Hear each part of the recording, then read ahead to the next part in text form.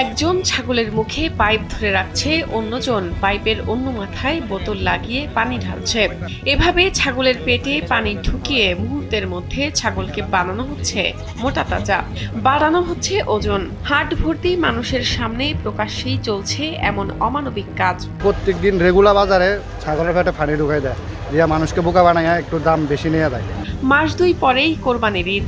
ঈদকে সামনে রেখে বর্তমানে জমে উঠেছে গরু ছাগলের হাট।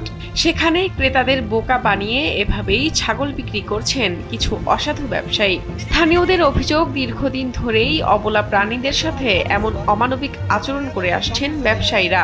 চিকন দেখা যায়, পানি খাবার মোটা দেখা যায়, এই কারণে কিনে। স্যান্ডেলিনা সো, রূপচর্চায় আভিজাত্য।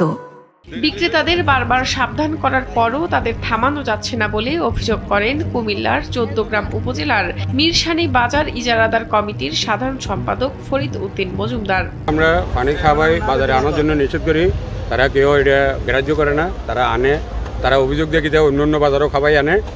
উপজেলা প্রাণী সম্পদ সম্প্রসারণ কর্মকর্তা ডাক্তার আব্দুল্লাহ আল মামুন জানান, লাভের উদ্দেশ্যে অতিরিক্ত পানি খাওয়ানোয় ছাগলগুলো 1 থেকে 3 দিনের ভেতরে মারা যেতে পারে। অ্যানিম্যাল ওয়েলফেয়ার অ্যাক্ট 2019 অনুযায়ী দণ্ডনীয় অপরাধ, এবং এর ফলে কি হয়, অ্যাসপিরেশন নিউমোনিয়া হবে, শ্বাসকষ্ট হবে এবং ছাগলটা কিছুক্ষণ পরে মারা যাবে, হয়তো 1-2 দিনের মধ্যে মারা যাবে। এরকমও হয়েছে যে আকিকা দেওয়ার উদ্দেশ্যে ছাগল কেনা হয়েছে, কিন্তু বাসা নিতে নিতেই আকিকা দেওয়ার আগেই ছাগলটা মারা যায়। খবর পেয়ে বুধবার হাতে নাতে এসব অসাধু ব্যবসায়ীদের বিরুদ্ধে অভিযান পরিচালনা করে উপজেলা প্রশাসন। এ সময় ছাগলের পেটে জোরপূর্বক পানি ঢুকানোর সরঞ্জাম ও 68টি ছাগল সহ আটক করা হয় 9 জনকে।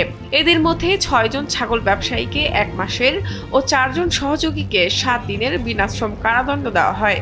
তারা ডাকাচ্ছে বেশি, তার করে না ছাড়ি না দেওয়াটা উচিত। আমার বিভাগে কয় তার করে ছাড়ি না দেওয়া, সবসময় করে যায়।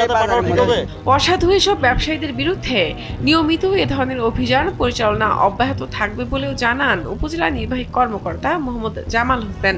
সামনে যে ঈদের যে রয়েছে, কোরবানি ঈদ রয়েছে, সেটাও আমি মনে করছি যে এটা পরবর্তীতে যারা অপরাধ করবেন বা এই ধরনের চিন্তা করছেন তাদের জন্য একটা মেসেজ যাবে।